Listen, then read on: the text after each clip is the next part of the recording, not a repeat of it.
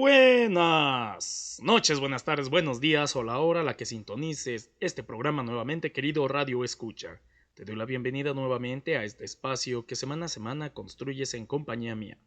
Soy tu narrador, escritor, editor y lo que haga falta para este espacio llamado Radio Leyendas. Sé bienvenido una vez más. Antes de comenzar con la narración de esta ocasión, te recuerdo amigablemente que te suscribas si no lo estás, dejes un me gusta y un comentario para que YouTube nos ayude un poco más, así como el compartir esta leyenda con alguna persona a quien sepas que le gusta. Asimismo, te recuerdo seguirme en mis redes sociales que estarán en la descripción. También es momento de los saludos en este espacio que son para Laura Vanessa, Pedro Alexander Alvarado Abán, saludos, amigo. María Guillén, Mónica Galmich, Suen Morales, Flor de María, Nicole Romero Martínez, Dante Gaitán, Pedro Serrano Nolasco, Alejandro G. de Lourdes, Benjamín Sotobarrientos, Raciel Ruiz, Sonia María Núñez, Mauricio de los Ríos, Fielding, Julio Gott y a cada uno de ustedes quienes siguen este serial donde abordamos las historias que enriquecen la cultura de México e Hispanoamérica. Si deseas un saludo en la siguiente edición de Radio Leyendas, déjalo en los comentarios. También debo mencionar por partida doble a Ailina Armendáriz, quien me dio la idea para la leyenda de esta ocasión, y a Eduardo Díaz, que adivinó cuál sería. Dicho todo esto, damos comienzo. Nos desplazaremos hasta el estado de Durango en la República Mexicana, en concreto la ciudad capital de esa entidad y a la catedral de su arquidiócesis, para conocer la leyenda de un amor no consumado y que pervive entre la colectividad. Sean bienvenidos, acerquen su botana favorita, su bebida predilecta, también avisen amigos, familia, animalitos de la casa, que comenzamos en Radio Leyendas con...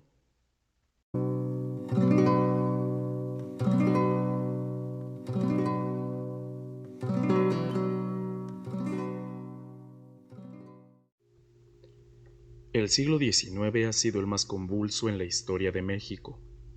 Conformado como país independiente desde 1821, cada cierto tiempo ocurría algún nuevo conflicto que provocaba rebeliones, guerras civiles, invasiones o separatismos. Pero en medio de tanta guerra y desunión surgían relatos que desafiaban la realidad, ese México que se engalana por su misterio, una suerte de atisbo tenebroso, cruento delirio, realidad romántica que sigue presentándose en cada mexicano desde su nacimiento y conforma parte de la surrealidad propia del país. Muchas leyendas se ven surgidas en este siglo, muchas de ellas enmarcadas en medio de estos conflictos. El origen de esta comienza allá por 1855, unos años antes de que la Guerra de Reforma transformara para siempre el panorama social de la nación. Aconteció que, en la villa de la Victoria de Durango, capital del estado con el mismo nombre, nació una niña de nombre Beatriz, dato común en todas las versiones de la leyenda. Nacida en el seno de una familia cristiana de buenas costumbres, vióse bendecida con una belleza inusitada.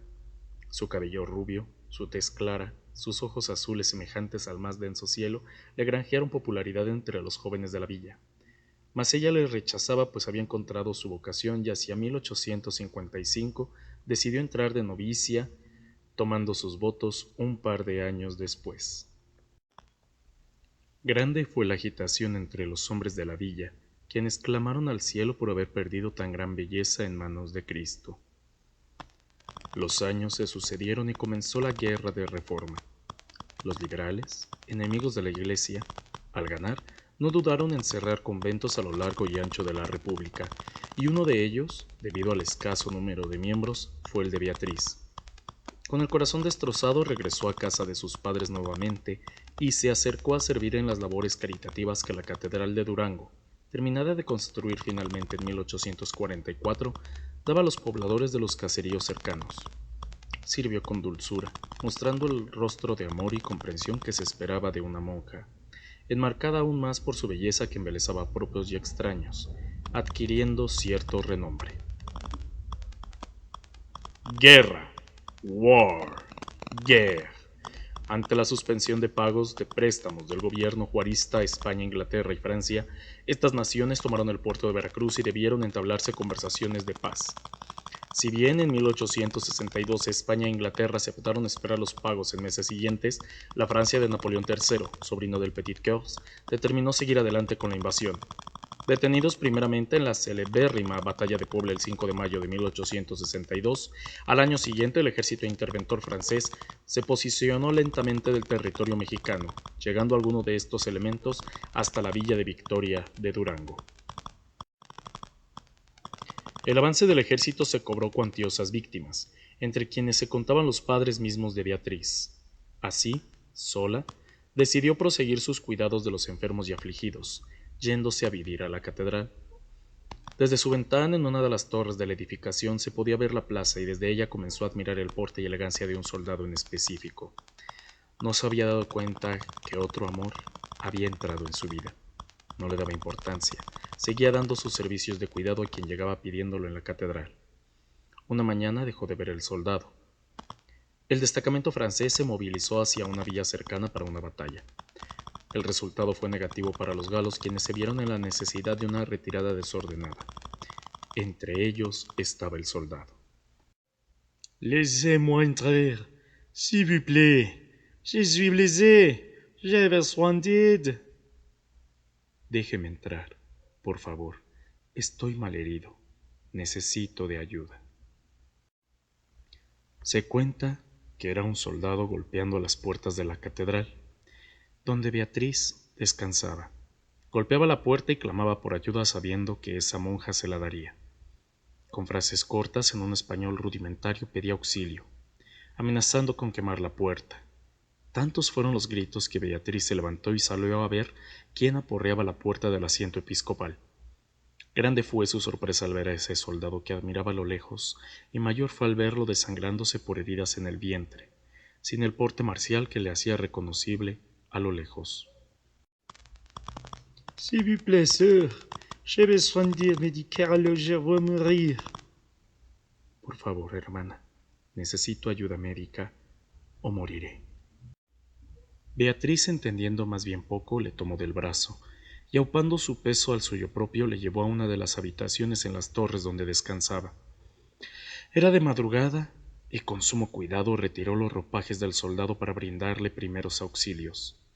Fueron días y luego semanas donde le tuvo a cubierto, dándole de comer, sanando sus heridas y hablando. Aprendieron un poco del idioma del otro.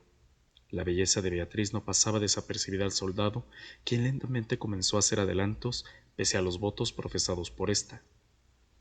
Beatriz, sola en el mundo, sin una orden a la que pertenecer, sin sus padres, comenzó a aceptar las propuestas del soldado, y ella misma dio rienda suelta a sus propios anhelos. Al paso de los meses el soldado se mejoró, chapurreaba un poco de español, comenzaba a hablar de una vida junto a Beatriz. Ésta lo aceptaba y las ilusiones entre ambos comenzaron a aumentar, deseando el cese de la guerra y el inicio de la paz y una vida juntos. Encontrado por un superior, el soldado debió marcharse para nuevas acciones bélicas, prometiéndole algo a Beatriz. Je serai de retour. Quand cela arrivera, je serai vers toi et nous m'aimerons. Nous serons ce dont nous avons rêvé tous cette ans. Attendez-moi ici. Volveré. Cuando suceda, estaré contigo y nos casaremos. Tendremos lo que hemos soñado todo este tiempo. Solo espérame aquí. Con el corazón destrozado pero la esperanza intacta, Beatriz aceptó y le dejó marchar. Por día se subía a lo más alto del torreón a esperarle. Desde la altura de la torre, cercana a los 30 metros, buscaba divisar el regreso del amado. Pasaba ahí las noches y durante los días paseaba por la plaza esperándole. Nadie le hizo saber que, en una de las últimas acciones de la intervención francesa, en la caída del ejército imperial de Maximiliano y las retiradas del ejército napoleónico, cayó en acción ese joven soldado quien le había prometido la vida entera. Desconociéndolo, siguió subiendo al torreón día tras día. Una mañana, cuando uno de los sacerdotes auxiliares del obispo abría el templo, encontró el cuerpo destrozado sin vida de Beatriz a los pies del torreón, desde donde solía pasar la noche oteando por su amado. Entre los pobladores corrieron, como no podía ser de otra manera, distintas razones para explicar así el fallecimiento de la monja que con tanto esmero había cuidado a los enfermos y necesitados de la ciudad. Comenzó a decirse que, la última noche, había querido ver el regreso de su amado, y por la emoción tropezó y cayó. Incluso se decía que había sido un engaño del diablo por su comportamiento indebido. Otros afirmaron que era un castigo divino por haber mancillado sus votos. Desde entonces se ha hecho popular entre los habitantes de la ciudad de Victoria de Durango el voltear al campanario durante la noche. Algunos han afirmado ver entre el campanario una figura con el hábito de una religiosa. Los afortunados afirman que es Beatriz quien sigue esperando el regreso del soldado francés que robó su corazón. El dramático epílogo de un romance que sigue causando asombro entre quienes lo conocen y prosiguen aumentando su leyenda. Que tengas una buena noche. Se despide tu servidor y amigo, El Barbas. Hasta la próxima.